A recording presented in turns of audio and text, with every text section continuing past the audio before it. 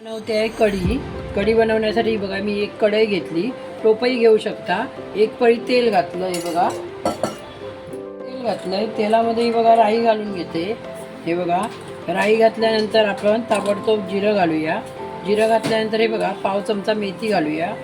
मेथी आणि राई आणि जिरं थोडं तडतडलं ना, तडली त्याबरोबर आता हे बघा 4 पाकळ्या लसणीच्या टाकते. त्याचबरोबर हे बघा 3 ते 4 कढीपत्त्याची पानं तोडून घेतली ती टाकूया. त्याचबरोबर हिरवी मिरची टाकूया. 2 हिरव्या मिरच्या मी टाकल्या तुकडे करून. तुम्हाला जे पाहिजे असेल तेवढ्या तुम्ही हिरव्या मिरच्या टाकू शकता. अशी करून बघा कढी खूप चांगली. मध्ये नाही बघा पाव चमचा हिंग टाकूया.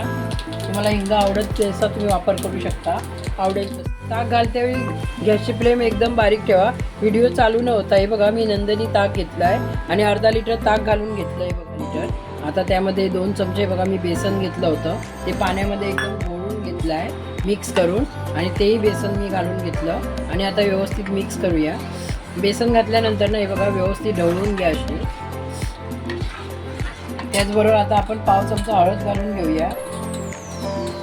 हे बघा पाव चमचा हळद घालून घेऊया आणि व्यवस्थित अशी मिक्स करूया. आणि कढी बनवताना ना फास्ट गॅसवर करायची नाही. फास्ट गॅसवर कढी बनवली ना तर फुटते. स्लो गॅसवर चांगली आरामशीर उकळायला द्या तिला. हे बघा आता आपण उकळून घेऊया कढी व्यवस्थित. तर हे बघा बेसन घातल्यानंतर कढी घट्ट बनते. तर आपण आहे ना स्लो गॅसवरती तिला 5 ते 10 मिनटं व्यवस्थित शिजून घेऊया. हे बघा चवीनुसार मीठ घालून घेऊया आणि कढी खूपच छान बनते. अशी एकदा बनवून बघा. हे बघा गूळ घालून घेतला आहे. गूळ तुम्हाला आवडत असेल तर कढीमध्ये वापर करा, नाही केला तरी चालेल. त्याचबरोबर हे बघा मी कोथिंबीर पण घालून घेते आणि अशी कढी एकदा बनवा.